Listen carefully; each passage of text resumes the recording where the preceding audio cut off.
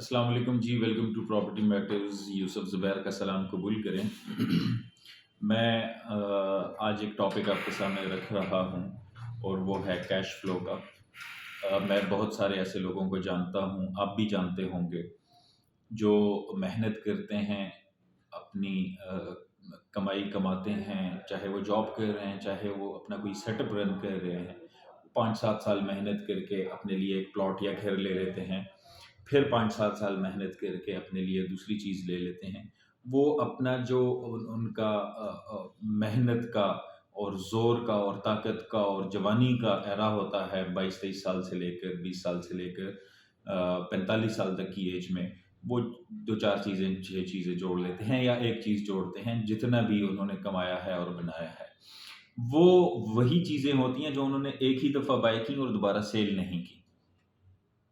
और उस इंसान के मुकाबले में एक दूसरा इंसान है, जिसने उन्हीं जैसी मेहनत की, लेकिन उसने चीज़ें बाय की और इन टाइम सेल की, फिर दूसरी चीज़ बाय की, उसको इन टाइम सेल किया, प्रॉफ़िट जनरेट किया, फिर तीसरी बाय की, उसको इन टाइम सेल किया। तो इसके एसेट अगर आप देखें, इसके पास लेट्स से अभी एसेट है 5 करोड़ रुपए का, जिसने चीज़ें सेल नहीं की।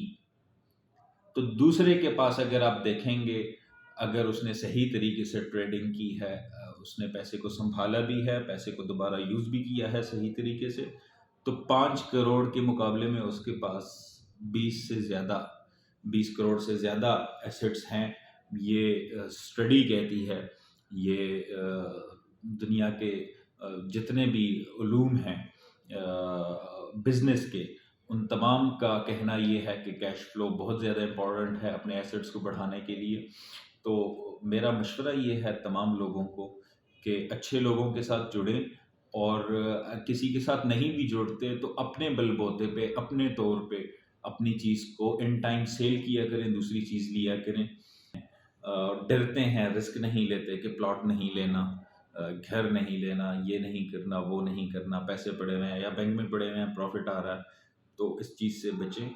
अपने पैसे को बरोएकार लाएँ, इस्तेमाल में लाएँ, कोई ना कोई चीज़ खरीद के रखें, क्योंकि पैसे की वैल्यू दिन-ब-दिन डाउन होती जा रही है।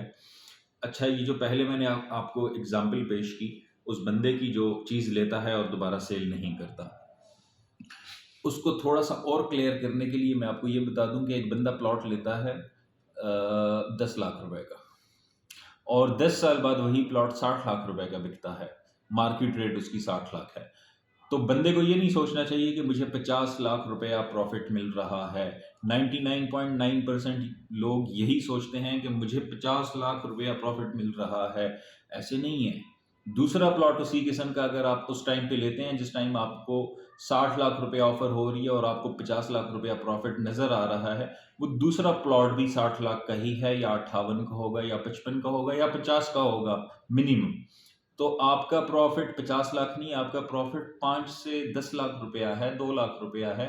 वो प्रॉफ़िट है आपका, जो आपको दूसरी चीज़ उस ही किस्म की जितने की मिल रही है, वो जितने कम में मिल रही है, आपका वो प्रॉफ़िट है। आपका वो प्रॉफ़िट नहीं है, जो आपने 10 साल पहले चीज़ ली और 10 साल बाद बेच रहे हैं।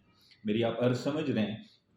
तो इस सब चीज़ को समझ के ही आपको समझ आएगा कि चीज़ इन टाइम लेना, इन टाइम सेल करना और फिर दूसरी चीज़ इन टाइम लेना कितना ज़्यादा इम्पोर्टेंट है। तो मेरी बातों को समझिएगा और उम्मीद है आप सबको समझ आ गई होगी।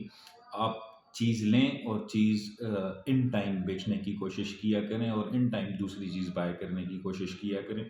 इससे बरकत भी होती है कैश फ्लो की वजह से और तिजारत भी है। अल्लाह पाक इन पैसों में बरकत भी डालता है। अपना ख़्याल रखें। अल्लाह हाफ़िज़।